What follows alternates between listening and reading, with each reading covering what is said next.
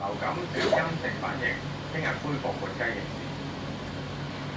長沙灣家禽批發市場下晝開始準備俾批發商放置活雞，當局相信全港大部分街市嘅雞檔都可以完成徹底消毒，趕及聽日起供應活雞。由於未確定今次驗出 H7N9 禽流感嘅源頭，屯門仁愛街市涉及嘅雞檔要暫停營業至呢一個月嘅24號。永遠都唔能夠做到零風險嘅，風險一定要存在。尤其是大家都知道咧，我哋所有嘅檢驗咧都係照抽樣嘅，唔可以話每可能比一般嘅節日少。個時間比較倉促啲咧，咁我哋正常平時節日賣開嘅雞咧，大概係2萬零雞到啦。咁希望可以我哋啲農場嗰啲咧睇佢可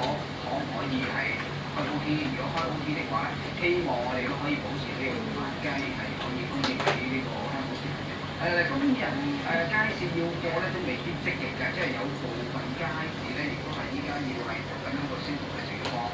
有業界就估計，聽朝早6點左右，街市會陸續有活雞供應，預料售價會上升1成左右。無線電視記者葉偉報道。政府正就退休保障進行諮詢，積金局認為要解決強積金對沖嘅問題。積金局話喺2001年到2015年期間，有大約280億嘅強積金被用作抵消遣散費或者係長期服務金，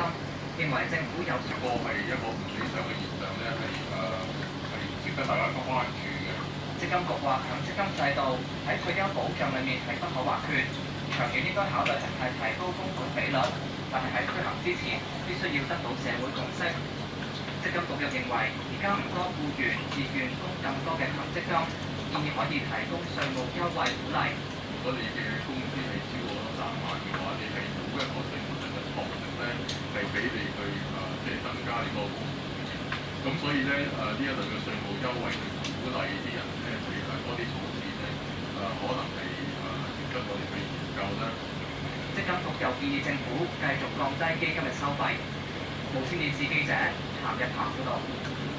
粉嶺馬屎埔村收地糾紛，恒基地產話已經向高等法院申請，要求吉達利協助回收涉及嘅2500嘅土地。